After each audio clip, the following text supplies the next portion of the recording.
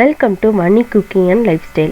இன்னைக்கு நம்மளோட சேனல்ல ஒரு சூப்பரான டிஃபன் சாம்பார் ரெசிபி தான் பார்க்க போறோங்க. அதுவும் பருப்பு எதுவும் சேர்க்காம ரொம்ப திக்கான காரசாரமான ஒரு டிஃபன் சாம்பார் ரெடி பண்ண போறோம்.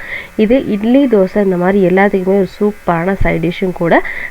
நம்ம சேனல்ல ஏற்கனவே பருப்பு இல்லாத டிஃபன் சாம்பாரும் போட்டிருக்கோம், பருப்போட டிஃபன் சாம்பாரும் போட்டிருக்கோம். அதோட லிங்க் எல்லாம் நான் டிஸ்கிரிப்ஷன் பாக்ஸில் கொடுக்குறேன், செக் பண்ணி பாருங்கள்.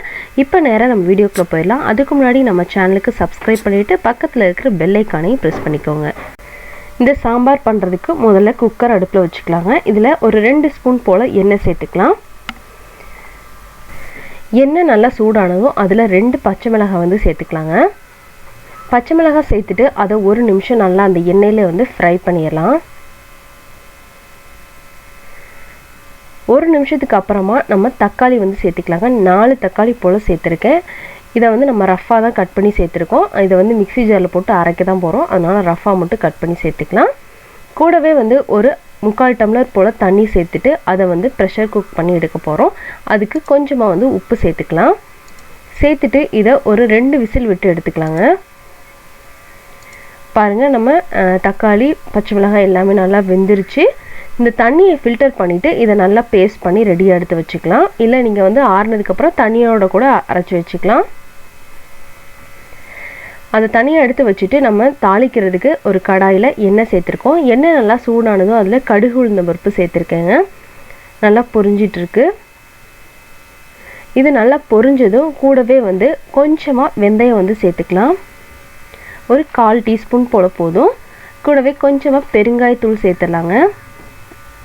அதோட சின்ன வெங்காயம் ஒரு 15லேருந்து 20 வெங்காயத்தை நேராக கீறி சேர்த்துருக்கேங்க.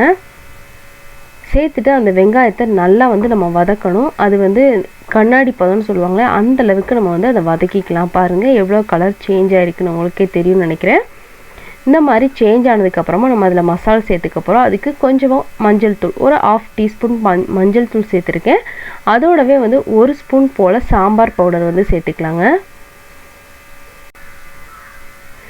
சேர்த்துட்டு இது நல்லா நம்ம மிக்ஸ் பண்ணிடலாம். அந்த எண்ணெயிலேயே ஒரே 1 நிமிஷம் நல்லா ஃப்ரை பண்ணிவிட்டு அதில் நம்ம அரைச்சி வச்சுருக்கோம் இல்லைங்களா தக்காளி பேஸ்ட்டு, அதை ஆட் பண்ணிக்கலாம்.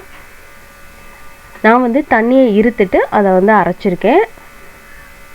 தண்ணி அப்புறமா நம்ம சேர்த்துக்கலாம். இப்போ முதல்ல தக்காளி பேஸ்ட்டை மட்டும் சேர்த்துட்டு லைட்டாக வதக்கிடலாம். அதை நல்லா 1 நிமிஷம் நல்லா வதக்கி விட்டுட்டு அதில் நம்ம எடுத்து வச்சுருக்கோம் இல்லைங்களா அந்த தண்ணியை சேர்த்துடலாம்.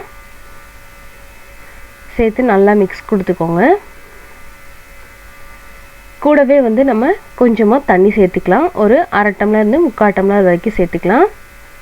அதோடவே சாம்பாருக்கு தேவையான அளவு உப்பு சேர்த்துடலாம். நம்ம ஏற்கனவே தக்காளி வேக வைக்கும் போது உப்பு சேர்த்துருக்கோம், அதனால் பார்த்து அளவாக சேர்த்துக்கணும்.